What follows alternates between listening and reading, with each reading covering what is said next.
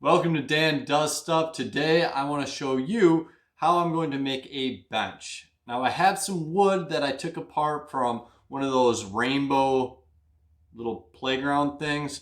Well, I have one and there was like a bench that was or a bench or table that was underneath, and I have a bunch of these boards like this. And this particular playground was made out of redwood, so that's what I have here. And I always wanted to make something out of it. I was like, what can I do? So I'm going to make a bench out of it, and I'm going to donate it to upcoming silent auction at a place down the road, VFW down the road. So not only is it fun to build stuff, it's fun to build kind of whatever you want and then give it away. We'll see what it kind of comes up with. I'll take pictures as I'm going along, but I have a picture in my head of what I think it'll look like. Well, we'll see what it kind of comes out. So stay tuned, and I'll show you how I do it. Okay, I was doing some work on the table saw for quite a while, ripping all these boards down that I had, these basically like 2x6s. I think actual dimensions are 1.75 by 6.25.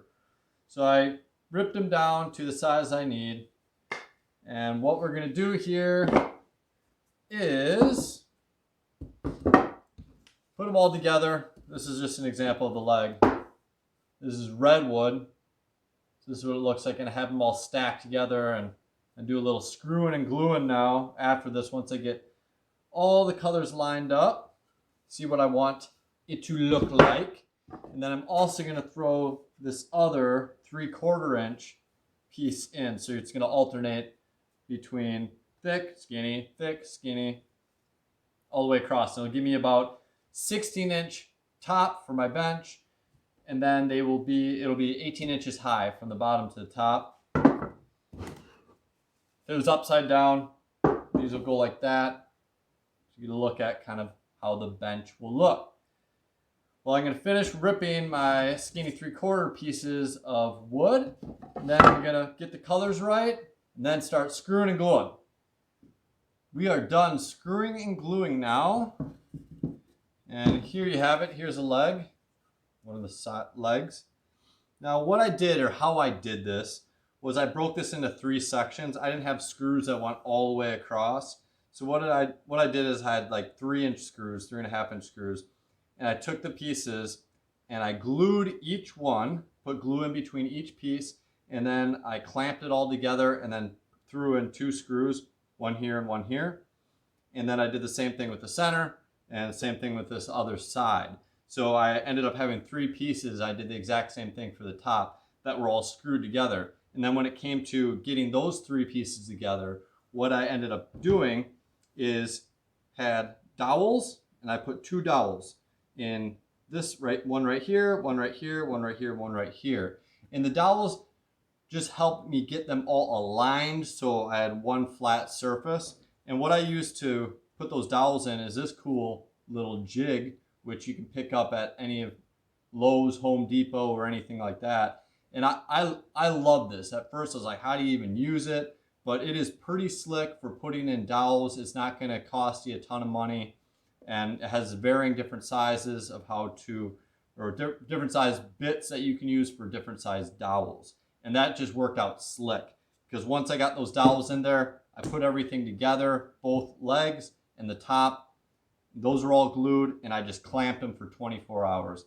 So I came back the next day, it was actually yesterday, and I just took the clamps off. Now it's time to get to sanding.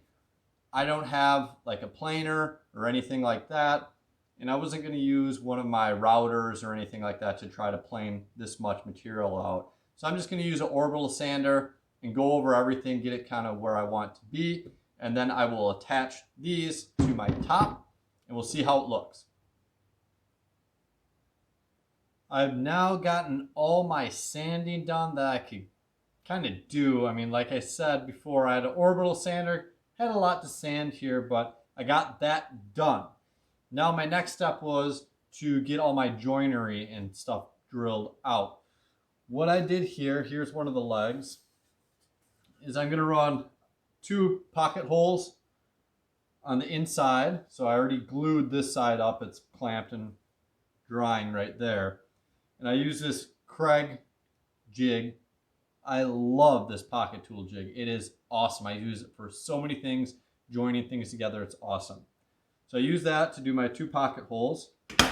And then I mentioned this before, to do my doweling. This is my dowel jig.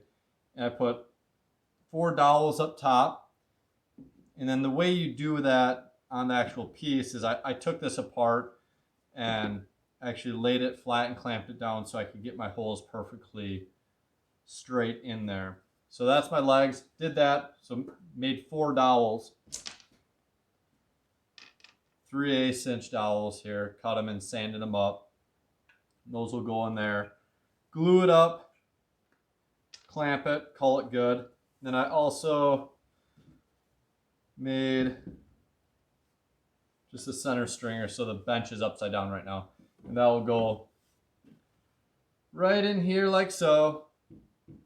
Did the same thing. Dowels in. And then pocket holes on each side. I'm going to get this one all glued up and put the dowels in, clamp it down, and then I'll debate putting a finish on it. We'll see. Maybe I'll just do a poly. I'll do it on a test piece, see what it looks like. But I truly, truly love just the straight up redwood. It looks rad, man. I love it. I'll come back and show you what it looks like when it's done after it's clamped, glued, and dried and screwed. Well, here you have it. I'm done with my bench that I made out of redwood. Turned out pretty slick. Side shot for you. Get the top. I love the color. I'm not going to finish it with poly or anything like that. I really am just loving this thing. There you have it.